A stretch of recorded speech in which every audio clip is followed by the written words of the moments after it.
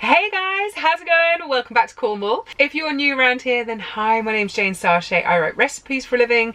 This is Myrtle, my beautiful Volkswagen T4 Campervan, and today I'm finally sharing her journey from crappy, rusty egg delivery van from the southeast of England to sumptuous, gorgeous campervan Myrtle. I hope you enjoy her restoration, her respray and her self-build conversion. I hope you enjoy this video. Timestamps below if you just want to whip forward and see the conversion, or if you just want to whip back and see whatever, pop down to the description box below. Hopefully it's all clear. One quick caveat, this conversion was actually done like 3 years ago now. So in collating all these photos, unfortunately I have lost some of the footage, which is really annoying. I had a hard drive break down on me and implode, so I have lost some of the footage, so apologies. And also I will say that I've kind of dreaded putting this video together because I like things to look a certain way and this doesn't. This video is very rough and ready.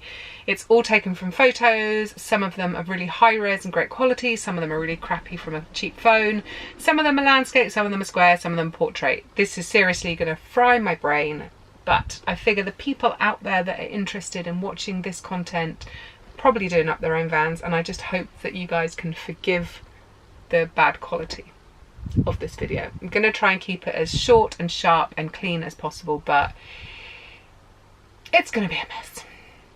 So I've got my laptop sat here, I've got you guys sat here, and I'm going to kind of do a voiceover as we're going through.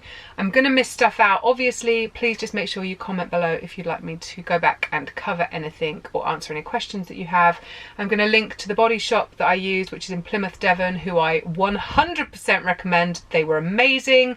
And also, being a female in a new environment like that, I don't know what the hell I'm talking about. I felt completely unintimidated, completely comfortable around them. I popped in every week of the 6 weeks that she was in being restored to take photos and just to chat and see how it was all going. And I think at times they probably regretted taking the job on, if I'm honest. She was a mess. So let's stop talking. Let's start looking at pretty, not so pretty pictures. So this is Myrtle as she was. Yeah, she did look a mess, but she was a workhorse, and the guy that owned her before me was always tinkering and keeping on top of her mechanical stuff, so it's just her bodywork, which, as you'll see in this image, was particularly special. And I must be honest, I didn't enjoy driving her when she looked like this. Actually, this is how much I enjoyed driving her in this state.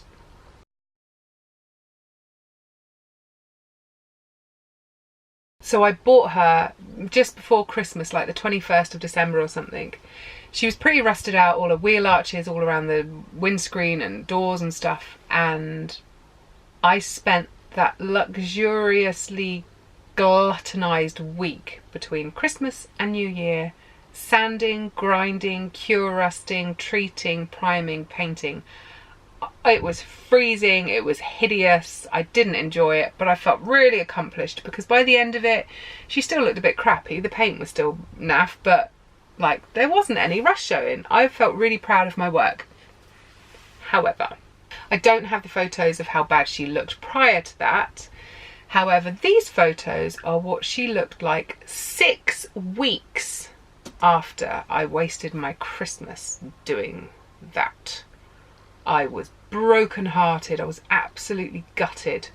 Gutted that I'd wasted all that energy for no reason, and even more gutted that I'd wasted my Christmas.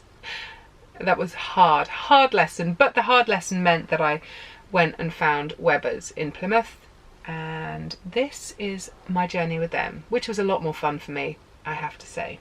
So they took her right back. They took out those wheel arches that were all rusted. They welded in new ones. They then took all that nasty old paint off. And it was really porous paint. It wasn't normal car paint.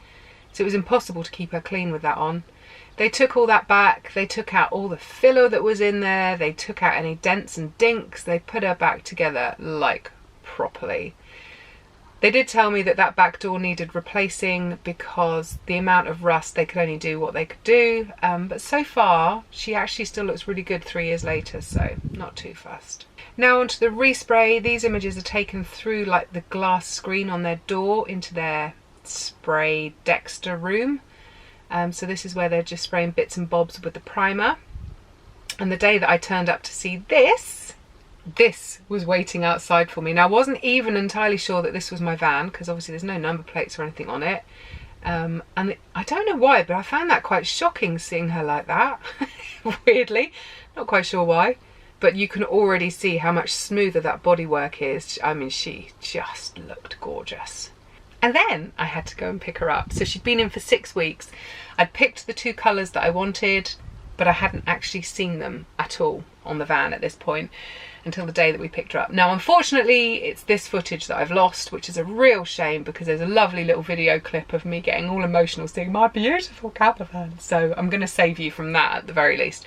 But these photos were taken a week or 2 later, and you can see how rich and sumptuous that paint is. Oh my God. So pretty. So pretty. And I love the colours so much. And apparently they're genuine old Volkswagen paint colours, which I don't know why, but that pleases me no end. And it's just like she's always wanted to look like this. She just never had the opportunity before. So now onto the conversion. Now I just want to show you this picture quickly. This was also done by the Respray people. I'd said that I was a little bit concerned if there'd been a leak inside the van, and especially if I didn't know about it and the water seeped through the floorboards and was held in underneath all that insulation. I was a little bit worried about her rusting out from the inside out. So what they recommended was spraying her with this really tough paint. Now unfortunately I can't remember the name of it. Tony, if you happen to be watching this, could you just drop a comment below this video and just tell everyone what the paint is that you used? I just remember you saying that it was a really tough paint that would like withstand knocks and bashes and stuff. But I recommend anyone else in this situation doing it, because it just seals the inside of the van, which is a good thing. So first up we needed to put the floor in.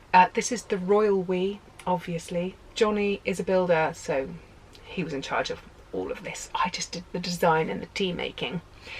So we put the battens down, we put that silver bubble wrap foil stuff down, and then we used pallets to put the actual floor down, and I had to take apart the pallets with a reciprocating score, which is quite scary. Didn't enjoy that job in the slightest, for the record. So darling Johnny the builder is making my beautiful floor for me, and it all went pretty well, I think. Then that all needed sanding, and I also then whitewashed the floor because I didn't want to varnish it and for that wood to go yellow, because I can't bear yellow varnished wood. Yes, scary sander Janie. Then we put the ply walls back in. These actually came with the van. They were already part of the van, so we just took them down. We stuffed a load of insulation in behind and then fixed them back up. They're a little bit rough and ready, but they work. Then we're putting in the units. So Johnny's building the U-shaped seating frame for me here. Again, we're facing that with more pallet wood. And at this point, Myrtle gets oiked into a little fashion shoot for our local university. And they needed to borrow a pretty camper van, and I'm like, I have one of those. And Johnny gets to have a nice, well-deserved tea break too.